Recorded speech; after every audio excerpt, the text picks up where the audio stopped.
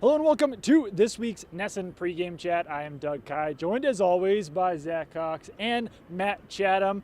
Guys, how are you doing today? Doing great. A little bit cold, not too bad. Not nearly as bad as what we had in the AFC Championship game last year. Yeah, exactly. It's a little better to be like that. You may see it, my eyes and my jaw's a little wired.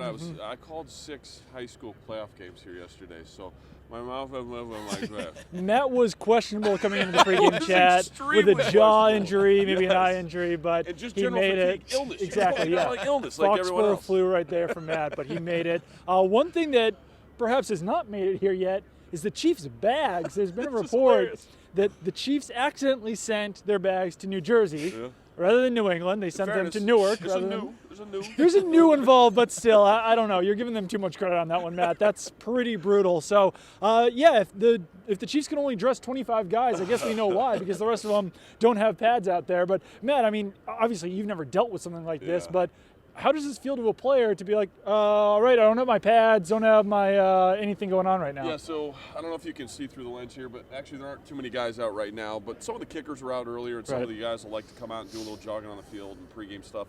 The stretch that's not a part of the official stretch. I was one of those guys. There's usually maybe a dozen or so guys that will sprinkle out here and do things like that. And what you can't do if you don't have your giant equipment bag that's got your shoulder pads and helmet in it is you don't have your shoes either. Now, I say that presuming every team does it the same. I've only been on 3, so maybe the Chiefs do it a different way. But something as simple as, you know, like the shorts you would wear under your shorts, like your tights kind of thing for the weather like this. The cleats that I would want to have on specifically to stretch out before I tape them. My gloves, like all just the basic stuff. The equipment staff doesn't bring those things. The personal items are yours. Basically, 53 guys are responsible for bringing 53 things. They bring the big trunk with all the other stuff. So it's not nothing. And for this reason, because players are creatures of habit, we kind of freak out if we're out 2.5 hours here from kickoff, and say that thing arrives here in the next 30 minutes. When we had just seen this before going on air, it was a piece of news that was only a few minutes old. So it's on the way. In the event that it shows up, an hour late, that really messes with your pregame warning. I'm not saying it's going to matter, but if for some reason they come out and look really off and goofy, the Chiefs do the first few drives, it could be connected. Yeah, and Adam Schefter, who reported this, did report that it was completely the Kansas City Chiefs' fault.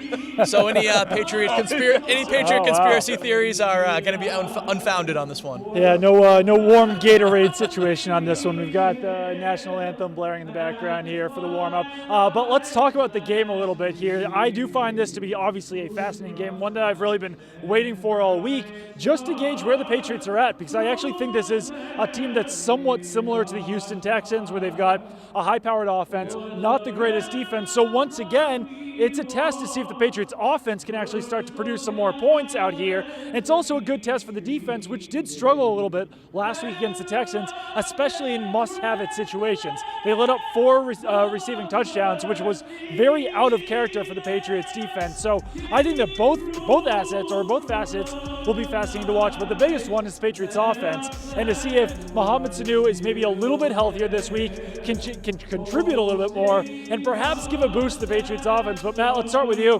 Do you think this Patriots offense can get fixed down the stretch, and do you think something like Sanu's health could be a major factor? Yeah, I think it was helpful to go back and sort of study the team and look at sort of substitution patterns, the amount of plays they were playing, how that was relative to how they were usually used. I thought one of the ones that jumped out was both Sanu and Dorsett. I think both those guys, it's easy to forget that a guy missed a week and then he comes back and he's just supposed to be the guy that you had prior. And that certainly wasn't the case with either. I mean, Sanu just a few weeks back, before the torrential rain pour here in the Dallas game, and then the game he actually got injured in. So I go back before that, and he was a 14-target game with 10 catches. So he's been a guy who's really been a high-water dude for them. But then he got injured, and then he returned a week earlier than the reporting on the injury. It was originally reported as a multi-week thing. He just missed one, and it's an ankle sprain. So we saw him in last week's game, drop a third down pass that was a conversion I think he could have caught. One where he came out of the break. Tom was a little hurried, didn't throw a great ball to him, but it was 2 third down balls to Sanu where after those things happened, sort of his targets really kind of went away. His snap count wasn't quite the same. His usage wasn't the same. So, and then again, I'll go to the other guy, Dorsett. It wasn't his best week, and he's been an incredibly consistent guy throughout the year.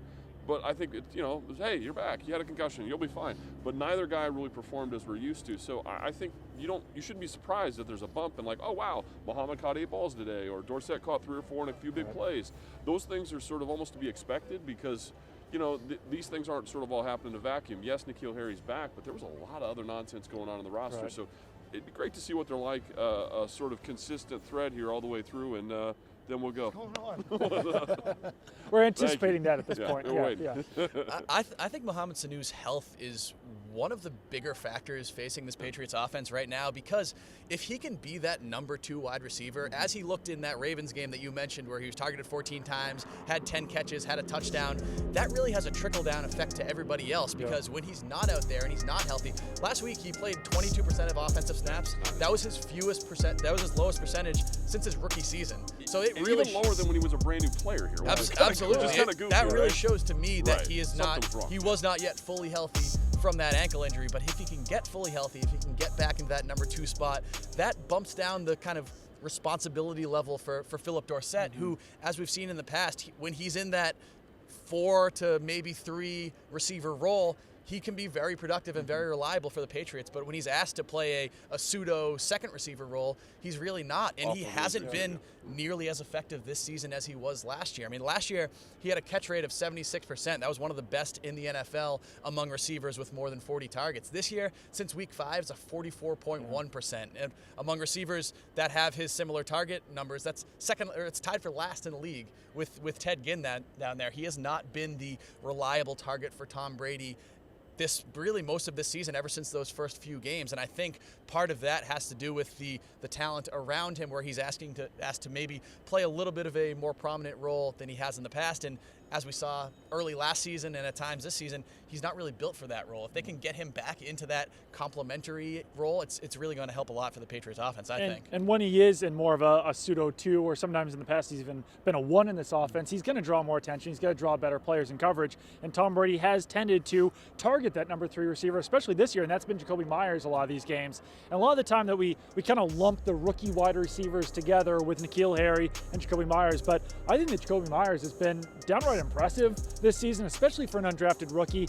And it does feel like Tom Brady, at least in last week's game, maybe this is a small sample size, but he treated those guys a little bit differently. N'Keal Harry made the mistake on the interception, didn't have his route sharp enough, didn't fight back for the ball, and Brady didn't go back to him. The Patriots barely played him again. JAKOBI Meyers made a mistake, didn't shoot upfield when Tom Brady asked him to, and Tom Brady kept coming back to him. So at this point, I don't know, I think that there might be some concerns about N'Keal Harry. I think he could perhaps improve as the season goes along, and maybe we see him have a better game out there today. But I think that JAKOBI Meyers has actually emerged as a pretty reliable target for Tom Brady, despite some of the rookie mistakes that he's making. Yeah, I think JAKOBI Meyers has been far better than N'Keal Harry so far, and maybe that some of that is expected, considering N'Keal Harry did miss so much time. He's just working his way back in, but he's also a first-round draft pick. You kind of expect him to be in there and not have as much of a lead-up time as someone like JAKOBI Meyers, who's an undrafted guy coming in without the level of hype and the level of expectations. But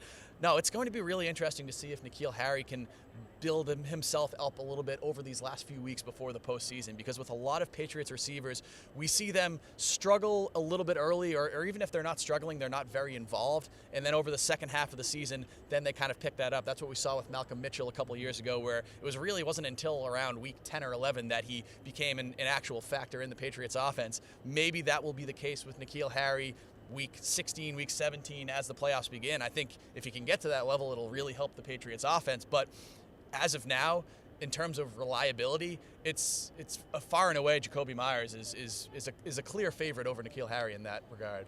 Yeah, I don't disagree with that, and I think I like how Doug phrased it. Just the idea that they get lumped. They say the rookie receivers, like, what is the problem with an undrafted free agent that has blown it out of the water?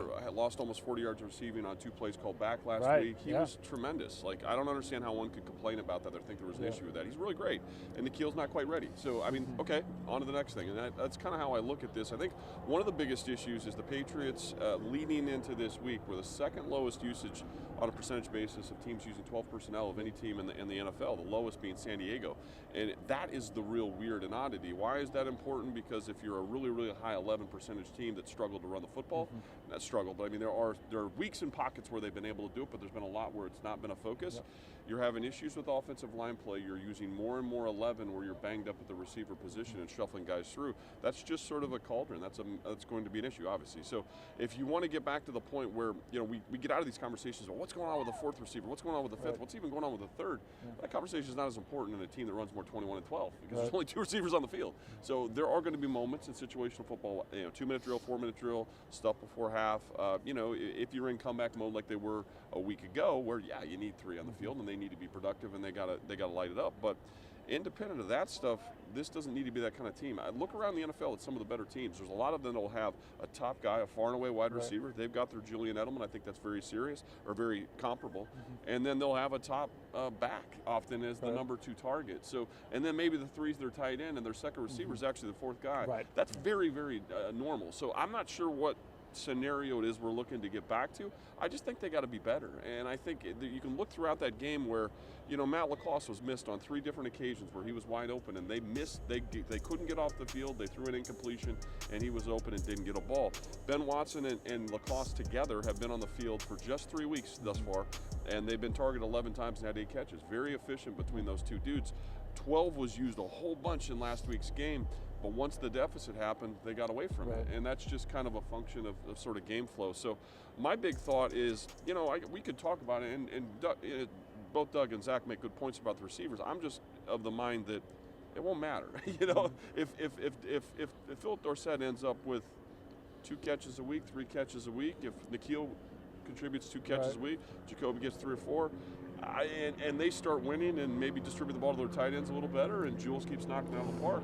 I think that's a good place to be, as long as they just start finishing drives. We'll get into the Chiefs offense in a second here, but you brought up a good point about the Patriots offensive line, and Ted Karras isn't going to be playing in this game. He already was ruled out, so it's going to be James Ferentz there at center. I thought that Ferentz played actually pretty well at center in the second half of that game after Ted Karras went out with a knee injury, and I think that Ferentz is an interesting Sorry about that. Ferentz is an interesting fit for the Patriots offense right now without a fullback, because he is a lighter guy. He is a little bit more of an athletic guy than Ted Karras was. I think that Karras might have been a better fit if James Devlin was still in the offense, if Jakob Johnson was still in the offense, and play a little bit more power. But I think maybe with Ferentz in there now, maybe you go a little bit more heavily towards James White or Rex Burkhead and have those offensive linemen moving a little bit more in his zone scheme. I'm not saying that, you know, he's going to be better than Ted Karras, because there's a reason he was the 3rd string center, but I think that athleticism and his movement skills, and we actually already saw it a little bit last week, could be a benefit there if the Patriots do want to adjust their rushing scheme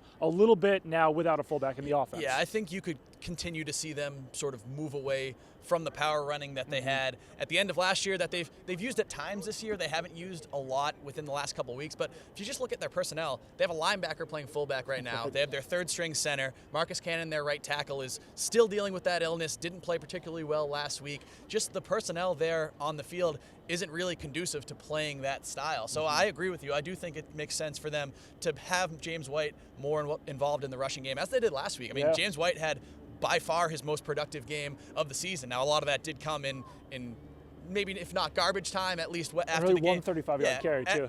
After the game had already been pretty lopsided. But he played 79% of the snaps. That was by far his most in any game this season. I could see them continuing to go with that trend and maybe getting Rex Burkhead in there a little more as well. He only had 4 carries last game, hardly played at all. We haven't really seen much of him at all ever since he came back from that injury. Really late last week. Really late last week. So he's only had 1 or 2 games this year where he's been even kind of one of the top 2 or 3 guys in the offense. Maybe they'll up his workload a little bit, but it definitely seems like it would be in their best interest to go away from the power Sony Michel game that worked so well last year. I'm going to offer an opposite opinion. Okay, so here's why. No, Love it. I get that. It's good that you make this sort of distinction physically between Teddy and between Ferentz, because the body types are dramatically different. So if this was a conversation about playing the Chiefs of a year ago with Bob Sutton, Bob's a 3-4 guy, Bob's playing the big nose, Bob's got the bigger outside linebackers, But this is Spags off or defense now, so it's all 4-man line. So they play over, so they have 3 off-the-ball linebackers. What that means is your center, your big guy in Teddy Karras, in the event you're playing last year's Chief, you have a man directly over you. He weighs 330 pounds, 340 pounds.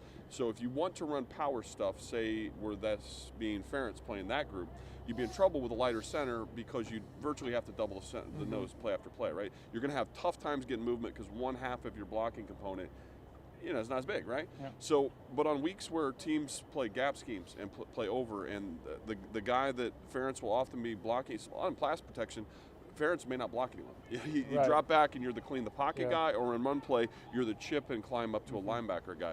In those situations when you're uncovered, power run's pretty good. So, and I just mean power run, it just means interior stuff. Right. So the game I would look to is actually the Tennessee game from, I believe it was 2 or 3 weeks ago. They got annihilated. Derrick Henry they had over 200 yards rushing collectively as a group. And a lot of them was, you just start the play strong and it cuts back to the backside aim. It's not like wind back like the McCoy stuff we'll talk about on the other side of the ball, but it's still interior stuff. Now, the issue here is, I like that you mentioned that they're working in the fullback as a linebacker thing, and I don't know how much. And they're actually, we saw a lot of it in Dallas, a good amount of it in Dallas, and then not much at all last week. And I think I always wonder if that's game style, because they got themselves in such a deficit, or it's something they're not capable of doing. But I'm actually a pretty big advocate of heavy Sony this week. The only problem I do have with that is all the good things you mentioned about James, you lose out on those. And if you were to sort of pinpoint the 2 things that the Chiefs defense has really struggled with, it's not the secondary stuff as much, it's accounting for other people's backs. So both run game and then also accounting for them in the passing game. So they have a problem with both, and that's the thing that sucks about NFL football. You can't run both. You can't hand the ball to Sony and also pass it to James on the same play. Yeah, and I mean, even if it is more inside runs, Ferentz might be a guy who can get to that second level and block a linebacker just because of the athleticism that he's got there, and that's nothing against Ted Karras, but Ferentz is just a mud. He's one of the smallest offensive linemen in the NFL, about 6'1", I don't even know, 285, 300, something like that for James Ferentz, so definitely a lighter guy out there. Let's talk about that Chiefs offense. They've got a lot of weapons. Everyone knows about it. Travis Kelce, Tyreek Hill, those are the top 2 guys. Beyond that, they've got Demarcus Robinson, they've got Sammy Watkins, they've got LaShawn McCoy out there at running back this week. Darrell Williams and Damian Williams both out. Darrell's on IR. Damian's just out for the game. So they've also got, who's the rookie? Darwin Thompson. And then they re-signed Spencer Ware. So those are the guys the Patriots are dealing with out there. Actually played in the AFC Championship game. It was the last time he was on the field. I feel like Spencer Ware is like the Ross Ventrone of the Chiefs. He just keeps coming back year after year here. But it's going to be interesting to see how the Patriots attack this Chiefs offense, because last year in the AFC Championship game, they did a good job of holding them there in the first half. Chiefs got off to a good start there in the second half and put up 31 points. Similar in the Week 8 game last season, Week 6 game, where the Chiefs really didn't do much in the first half, then really sprang in the second half and made it a game. So in the AFC Championship game, we saw Stephon Gilmore on Sammy Watkins to start the game. He switched over to Travis Kelce late in the game. We saw J.C. Jackson start off on Travis Kelce, then he moved over to Watkins. But on Hill, it was Jonathan Jones and Devin McCourty, and then Keon Crossan saw 1 or 2 snaps and let up a big play. But so that worked last time, and it certainly worked in the first half. So now the Patriots have to decide, are we going to do what worked, or do we realize that they adjusted in the second half to that, put up 31 points, and now we have to come up with something completely new to throw at them, almost similar even maybe to what they did in the Super Bowl against the Rams, where you saw Jonathan Jones playing safety, some sort of real new wrinkle to really throw off the Chiefs. So, Matt, I'll start with you. How do you see them doing this? Do you see them doing something completely new, or do they say, hey, this worked, let's try it to start, then maybe adjust in the second half? I think you have to basically respect the Chiefs, Doug, as one of the few teams in the league that kind of does what you do on offense. I'm not saying they do the same plays. I'm saying I'm saying that they do the mid-game adjustments. They're really good at halftime, maybe making a significant change. Maybe not necessarily in drive, but drive to drive. They're willing to change stuff. They test you, and we won't get this into our key, so I'll kind of throw it out here early. I think it's one of the teams that has, come into a game and you're going to have 5, 6, 7, somewhere in that range, less than 10, more than 5 kind of deal of game plan specific plays that test you mentally. It's not just whose guy is better. there's going to be some sort of motion that sends you some way and another play happens in another direction, or there's going to be a flop and a purposeful attempt to create a mismatch in a place that maybe you weren't expecting it. Right. There's going to do something in their passing game that will break one of your rules. The Texans did a good job of that last week, where they loaded. They brought a second player with the fullback, so tight in front of the side and fullback, to the same side, which put sort of an overload situation in coverage between two backs. How they were going, two backs and safety, how are they going to pick up the tight end and two backs? And you could see the moment where everyone's brain's going, oh, what do you do? I haven't seen that. And then Hightower gave up the touchdown, right? So that's the Chiefs, right? They're a team that will actually make you think. And so a part of ace in the day is, if there's 5 of those, you need to win on 3 to 4 and not just blow them. Right. If you blow them and give up plays on those, then that's the greater issue. So For sure. my thing isn't necessarily, you hit on a lot of different scenarios, and I think a lot of them are good. I would best guess, and I think, is basically to take everything you said and do a little of each of it. Right. I think generally speaking, there's never a wire-to-wire against the Chief. You can't count on a wire-to-wire. If you do love how Jonathan Jones is defending Kelsey, maybe they change how they make Kelsey available in the route. if you start to really be successful in a particular approach against Tyreek Hill, whether it be topping him, whether it be whatever, they'll change that up too. So you just have to play better. And one final thought, and this is really important because I heard multiple players on the Patriots say this. When you hear them say a line, it's code. It's code for a scheme thing that goes with it. It won't tell you everything, but the defensive backs throughout the week talked about the need to be physical against them. They didn't say physical at the line. They didn't say physical after the catch. Right. They said physical. And if we look back into sort of the Colts game that preceded the Chiefs game last year in the AFC Championship game, the Colts let players run off the line. You know, Kelsey's building 7 or 8 yards into the route and then breaking, and they're trying to just, beat his foot speed. Tyreek Hill is allowed to run 8 yards into the formation, sprint right to the safety. And I know philosophically, from talking to a lot of these guys about it too, that they don't believe in that. So a lot of it is who covers who is part of it, but you really, really need to be physical. You can't let Kelsey just run off the line. If it's Jonathan, if it's Gilmore, if it's a linebacker, if it's a defensive end who gets a chance to hit him, hit Tyreek Hill. Don't you dare let him run 10 yards before any human being has even touched him. It just doesn't work.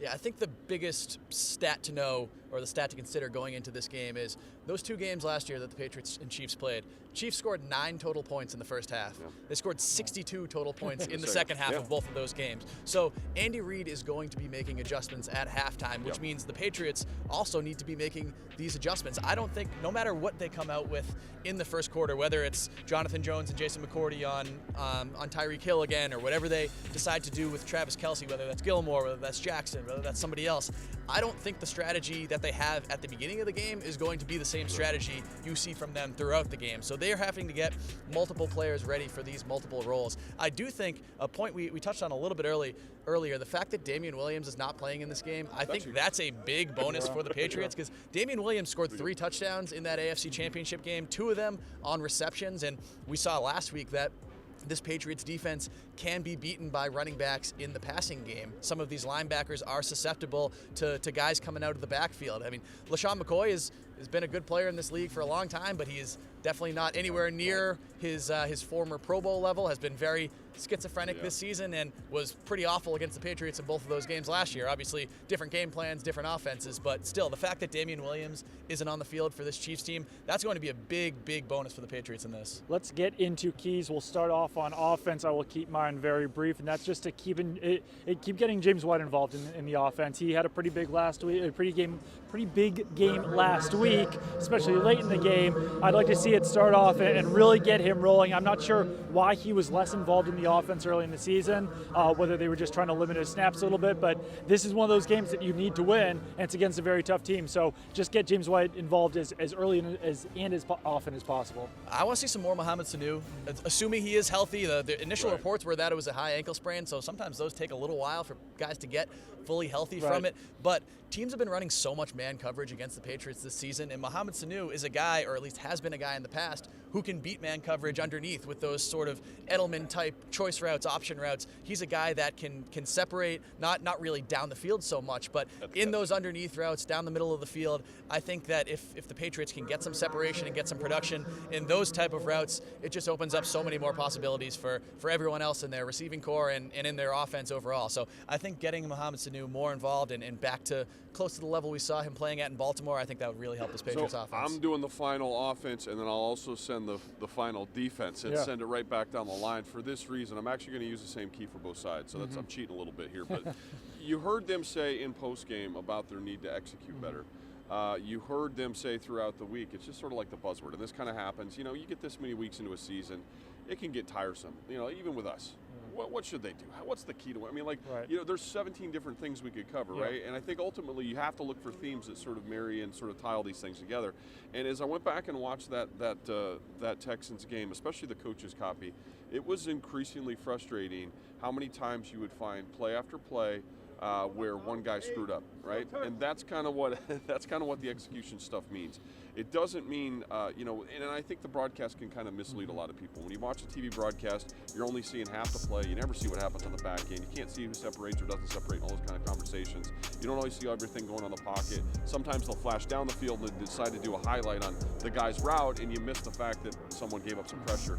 So I think this is really a week, both offensively and defensively, where you can't have 10 guys do pretty good and have one let down. Protection last week was surprisingly not good. I didn't feel that way live, and when I went back and watched it, too much pressure at both guard spots from time to time.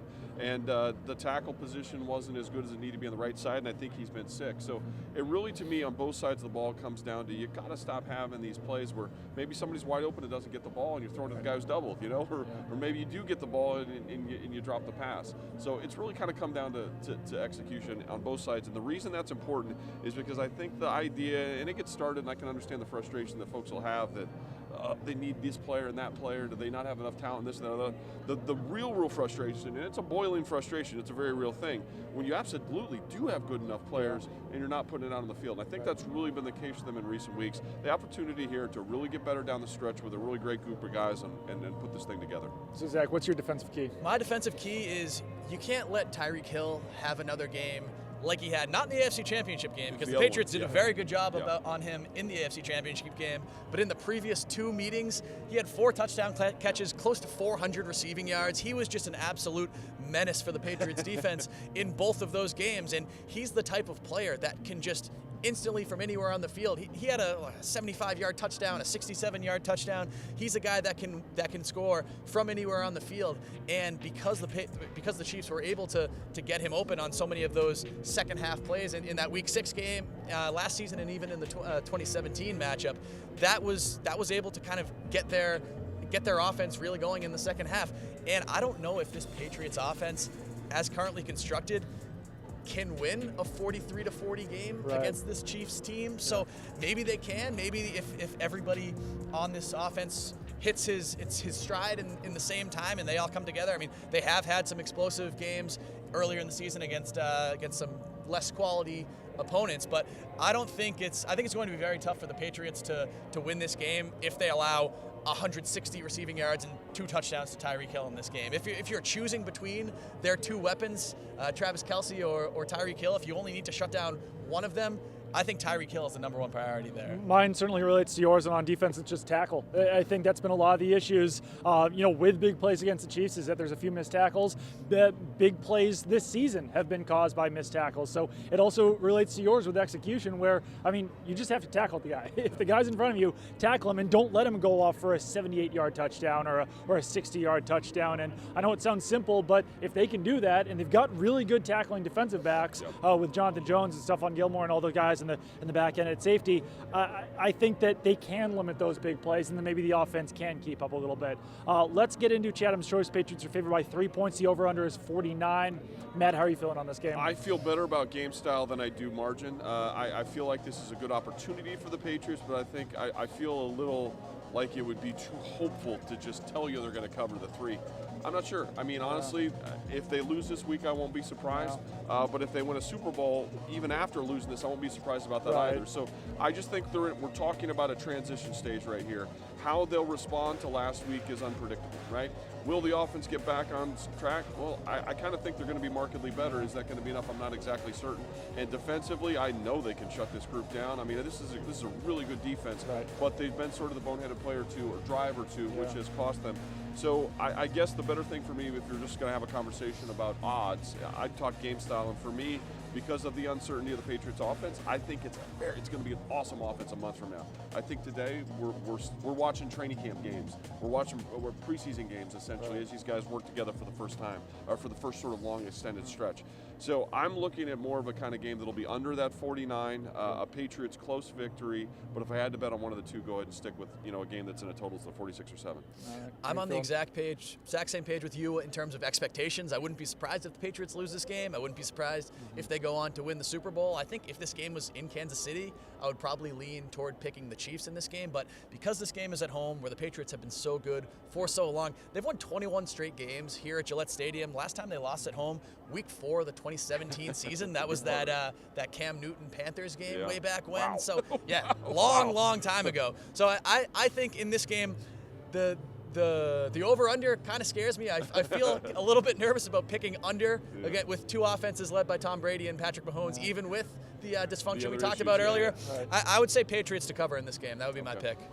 Yeah, I'm going with you on this one, Zach. Patriots to cover. I don't feel great about it, but I also that over-under does scare me. I can absolutely see this being like a 40-43 game where it just gets completely out of control. But keep it on NESN.com for all of your Patriots coverage. Follow me on Twitter at Doug Codd. Follow Matt on Twitter at Chatham58, and follow Zach on Twitter at ZachCoxNESN.